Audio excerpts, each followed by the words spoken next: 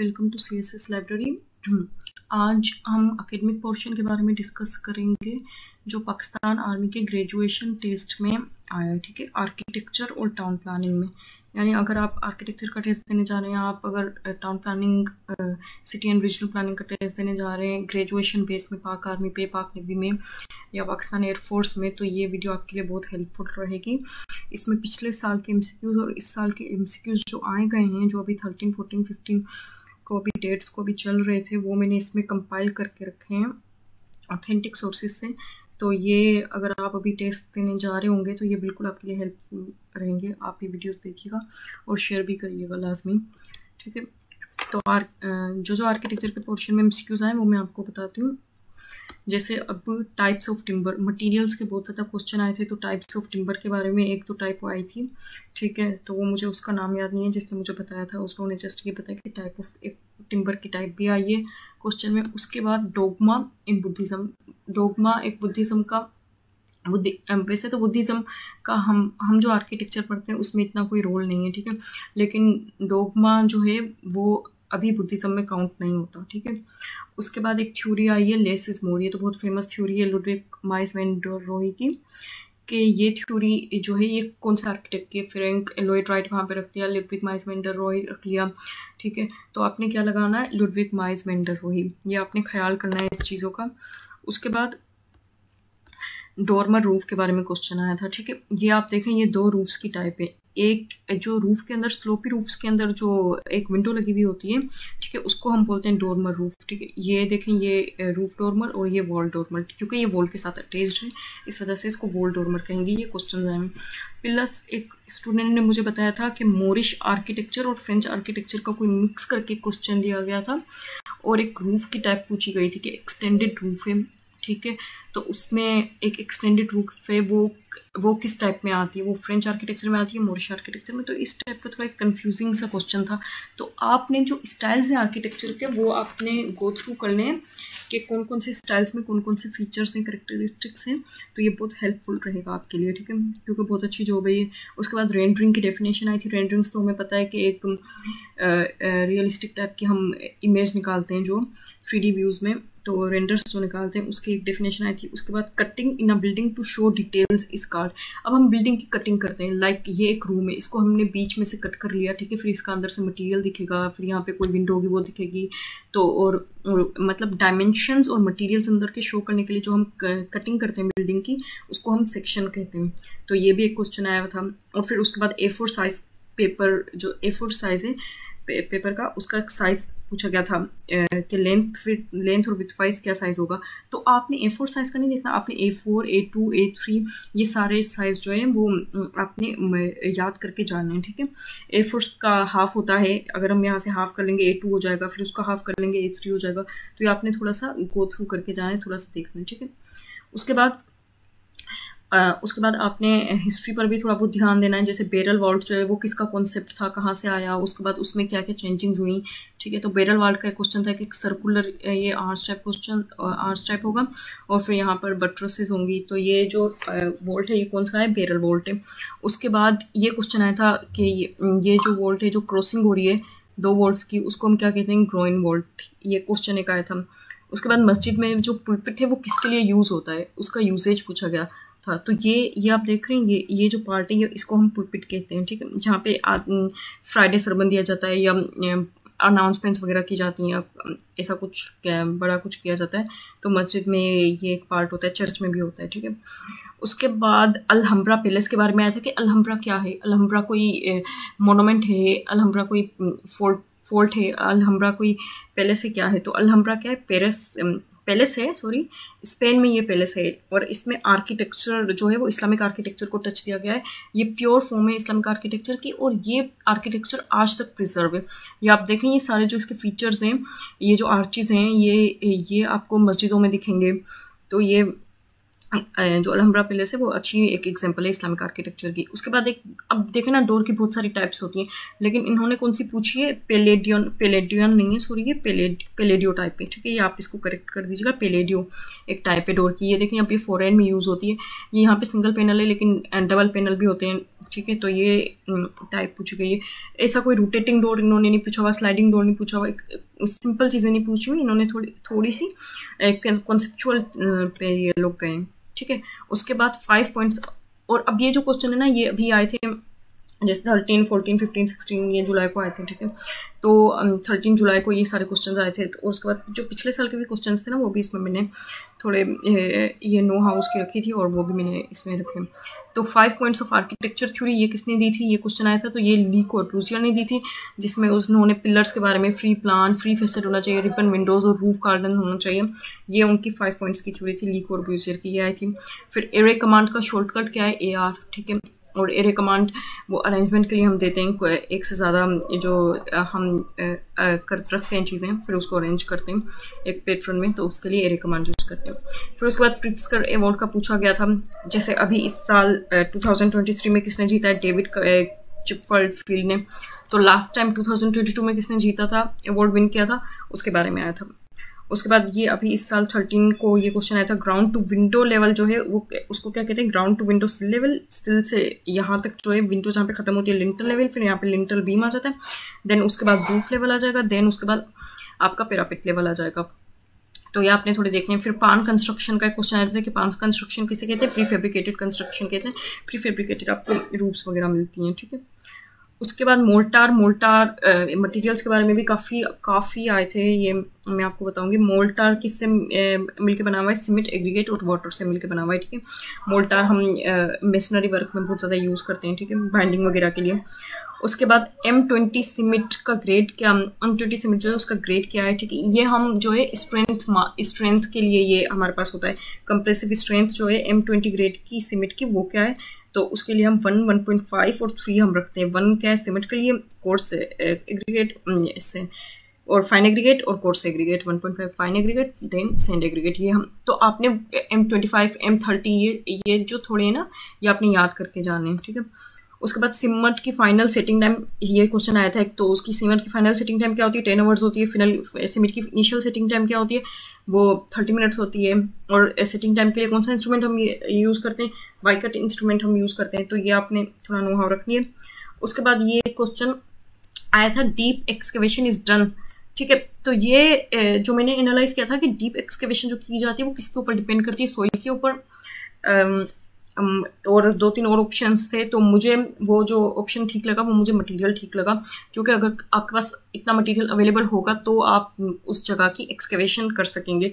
उस हिसाब से अगर आपके पास वीक सॉइल भी है ना तो आप उसके अंदर मटेरियल्स वगैरह ऐसे डालेंगे, पाइल्स वगैरह डालकर भी आप उसको बिल्कुल एक मजबूत जो है वो आप बना सकते हैं, उसमें फाउंडेशन वगैरह कर सकते हैं, उसके नीचे ब्रिक बेड्स वगैरह आप बिछा सकते हैं, देन आप अच्छे से उसकी फाउंडेशन को बना सकते हैं अगर आपके पास मटेरियल अवेलेबल हो तो इस क्वेश्चन में मैंने मटेरियल लगाया था, ठीक है। उसके बाद मेटल्स कुछ थे, गोल्ड था, सिल्वर था। ये जो क्वेश्चन था इतना कोई रिलेवेंट नहीं था आर्किटेक्चर से, लेकिन फिर भी इन्होंने दिया हुआ था। काफ़ी क्वेश्चन ऐसे थे जो रिलेवेंट आपको नहीं लगेंगे, ठीक है, कि ये क्या दे दिया, ये तो मतलब हमने कभी पढ़ा नहीं था, कोई इंपॉर्टेंट चीज़ देनी चाहिए थी, but you will have to go through out from all of this things. तो metal founded in oceans but less corrosive to cerium, मतलब ये क्वेश्चन घुमा फिरा के सीधी सी ये बात थी जो अंग्रेजी में लिखी हुई है कि ऐसा कोई इनमें से इन 4-5 में से ऐसा मेटल बताएं जो समंदर के अंदर भी होता है लेकिन उसको जंग नहीं लगता, ठीक है। तो इसके ऑप्शंस तो याद नहीं थे क्या थे, लेकिन ये क्वेश्चन एक आया था, इसको आप गो थ्रू कर लीजिएगा, ठीक है। उसके बाद बेड जॉइंट्स के बारे में क्वेश्चन आया था। अब बेड जॉइंट्स जो है ना, ये देखें, ये जो हॉरिजॉन्टल पार्ट है ना इसको बेड जॉइंट कहते हैं, ठीक है। और इसको ये वाला जो पार्ट है ना, ये वाला जो ब्रिक का पार्ट है इसको बेड जॉइंट कहते हैं। मोल्टार इसमें से हट जाएगा, मोल्टार इसके अंदर ऐड नहीं होगा। बेड जॉइंट जो ये हॉरिजॉन्टल प्लेसमेंट होती है ब्रिक्स की, हम उसको कहते हैं, ठीक है। उसके बाद इन्होंने पूछा था लिंटल एंड पोस्ट आर्किटेक्चर जो है वो किसका आर्किटेक्चर है। तो आप देखें ना, जब आपने हिस्ट्री पढ़ी होगी आपको पता होगा पहले मेसोपोटामिया में आर्किटेक्चर आया हिस्ट्री में, उसके बाद इजिप्शियन आर्किटेक्चर, ठीक है, उसके बाद ग्रीक, रोमन, और उसके बाद रिनाइसेंस, मेरे ख्याल से गोथिक, बारोक, ये सारे जो आर्किटेक्चर आए। तो लिंटल एंड पोस्ट इजिप्शियन में ही वो क्या नाम है डिस्कवर हो चुके थे। वो लोग बहुत बड़े बड़े स्ट्रक्चर्स बनाते थे, लिंटल एंड पोस्ट के कॉलम्स के बहुत ज़बरदस्त स्ट्रक्चर स्टोन्स के बनते थे। तो आप देखिएगा, गो थ्रू कीजिएगा। रिबेट आया था कि रिबेट डोर में क्या होता है। अब रिबेट जो है ना डोर में डिप्रेशन के तौर पे यूज़ होता है। यहाँ पर मेरा पॉइंटर नहीं चल रहा वरना मैं आपको दिखाती कि ये देखें, ये जैसे ये एक डोर है, तो ये जो एक वॉल के अंदर लगा हुआ होगा ना, सपोज ये एक वॉल के अंदर लगा हुआ होगा, तो वो जो वॉल होगी ना, उस वॉल के अंदर जो थोड़ा सा डिप्रेशन होगा ना, जहाँ पे वो लगा हुआ होगा डोर, उसको हम रिबट कहते हैं। राफ्टर इन रूफ्स जो होती हैं, जो स्लोपी रूफ्स होती हैं ना, उसके अंदर राफ्टर्स यूज होते हैं, जो कि फ्रेम्स बनाने के लिए इस्तेमाल होते हैं। वुडन भी हो सकते हैं, स्टील के भी हो सकते हैं। तो ये वाले जो पार्ट्स हैं ना, ये कॉलम्स हैं, ये जो पार्ट्स हैं, ये इंक्लाइंड होके लगे हुए, इसको हम बोलते हैं राफ्टर। ठीक है, ये देखें, ये राफ्टर है। ठीक है, ये वाला जो मिडिल वाला पार्ट है, इसको हम रिज बोलते हैं। ये वाला जो पार्ट है, इसको हम कोलर टाइप बोलते हैं, जो ये हॉरिजेंटली प्लेस किया हुआ है।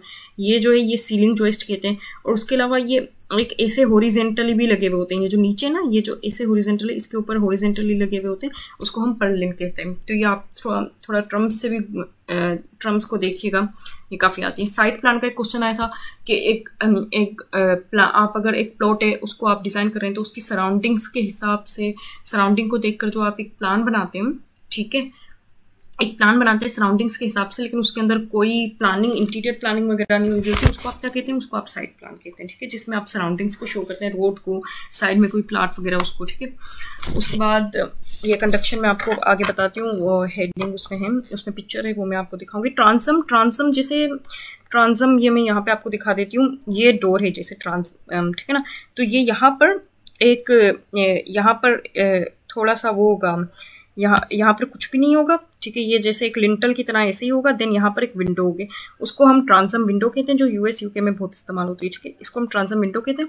और यहाँ पे जो लिंटल की तरह इस्तेमाल होगा, बीम वगैरह, उसको हम ट्रांसम कहते हैं। ट्रांसम और ट्रांसम विंडो जो डोर के अपर साइड पर होता है। ठीक है, उसके बाद फ्लेमिश बॉन्ड है, और ये है इंग्लिश बॉन्ड। ठीक है, अब इसमें देखें अल्टरनेटिव है ना, ये पहले हेडर आया हुआ है, फिर कोर्स आया हुआ है, स्ट्रेचर आया हुआ, सॉरी, फिर हेडर, फिर स्ट्रेचर। तो ये अल्टरनेटिव कोर्स एंड हेडर्स की जो हैं, ये वॉल्स दी हुई हैं, तो इसको हम इंग्लिश बॉन्ड बोलेंगे। और फिर ये देखें, पहले स्ट्रेचर, फिर हेडर, फिर स्ट्रेचर, फिर हेडर, एक ही कोर्स में अल्टरनेटिव स्ट्रेचर एंड हेडर दिए हुए हैं। और इसमें क्या है, अल्टरनेटिव हेडर्स एंड कोर्सेज दिए हुए अल्टरनेटिव कोर्सेज में। ठीक है, अलग अलग उसमें दिए हुए लाइंस में, और इसमें एक ही लाइन में स्ट्रेचर हेडर दिया हुआ है। ठीक है, एस्थेटिक वाइज ये थोड़ा अच्छा लगता है, but this is not economically friendly, तो ये आपने ध्यान रखना होगा। ठीक है, उसके बाद बी पेंसिल, हाँ, ये क्वेश्चन आया था बी पेंसिल का, कि बी पेंसिल जो है वो हम किसके अंदर यूज़ करते हैं। बी पेंसिल हम ज़्यादातर स्केचिंग वगैरह के लिए भी यूज़ करते हैं। ठीक है, और उसके अलावा राइटिंग वगैरह के लिए हम एच पेंसिल यूज़ करते हैं। आप देखें, ये लाइट पेंसिल है। अब ये देखें 9 से लेकर, ठीक है, ये 2 तक लाइट है, फिर एच थोड़ी डार्क हो रही है, फिर एफ और डार्क, फिर एच भी डार्क हो रही है, फिर बी थोड़ी डार्क, 2B, 3B, 5B, और ये देखें 9AB, ये कितनी डार्क है। ये पेंसिल्स थोड़ी सॉफ्ट होती हैं, और ये पेंसिल्स जो होती हैं वो थोड़ी हार्ड होती हैं। ठीक है, और उसके बाद ये सारे मटेरियल्स के क्वेश्चंस थे जो मुझे मिले, और जो मैंने खुद भी अटेम्प्ट किया था, तो उसमें ये क्वेश्चंस आए थे। देखें, फाइन ग्राइंडिंग ऑफ सीमेंट की जो फाइन ग्राइंडिंग होती है वो ट्यूब मिल में होती है। ठीक है, बेवल्ड क्लोजर, ये आप क्लोजर्स देखें, ये किंग क्लोजर है, जो यहाँ से साइड से आधी हाफ लेंथ इसकी जो कट हुई हुई होगी, हाफ विथ कट की हुई होगी, फिर ये एक पोर्शन जो है ट्राइंगल में ये कट कर लेंगे, तो इसको हम बोलेंगे किंग क्लोजर। अगर ऐसे लॉन्गिट्यूडनली वाइज ऐसे कटिंग हुई होती है, तो हम इसको बोलते हैं क्वीन क्लोजर, सॉरी। ठीक है, और क्वीन क्लोजर ऐसे होता है, तो उसका जो हाफ फिर हम कटिंग कर लेते, आधी और कटिंग कर लेते, ऐसे करके ऐसे, तो हम उसको बोलते हैं क्वार्टर क्लोजर। ये बेविल्ड क्लोजर है, देखें, जिसमें एक पूरी जो लेंथ है उसको कट किया हुआ है, और हाफ विथ को कट किया हुआ है, उसको हम बेविल्ड बोलेंगे। और मीटर्ड में पूरी हाफ विथ को और आधी जो है लेंथ को, उसको हम मीटर्ड क्लोजर बोलेंगे। तो ये आपने थोड़े देखने हैं। ठीक है, उसके बाद टेराकोटा साउंड इंसुलेशन के लिए यूज होता है, ये क्वेश्चन आया था। Limestone calcium carbonate. ठीक है, ये पूरा प्रोसेस होता है, फिर उसके थ्रू जो है हमको लाइम मिलता है। ठीक है, फिर वाइट लाइम में हाई प्लास्टिसिटी होती है, मतलब बहुत देर से जाके ये सेट होता है, इसका जो सेटिंग टाइम है वो बहुत हाई होता है वाइट लाइम का। लाइम की एक टाइप है। फिर गोज्ड मोर्टार, अब देखें मोर्टार है, मोर्टार अलग अलग टाइप के होते हैं। सीमेंट मोर्टार अलग टाइप का होता है, लाइम मोर्टार अलग टाइप का होता है, गोज्ड मोर्टार अलग टाइप का होता है। सीमेंट मोर्टार में सीमेंट इस्तेमाल करते हैं हम, लाइम मोर्टार में लाइम इस्तेमाल करते हैं, और गोज्ड मोर्टार में हम सीमेंट और लाइम दोनों का कॉम्बिनेशन करके मिक्स करके फिर हम बनाते हैं। ठीक है, composite material, composite mortar type बनता है। बेसाल्ट क्या है? बेसाल्ट है इग्नियस रॉक।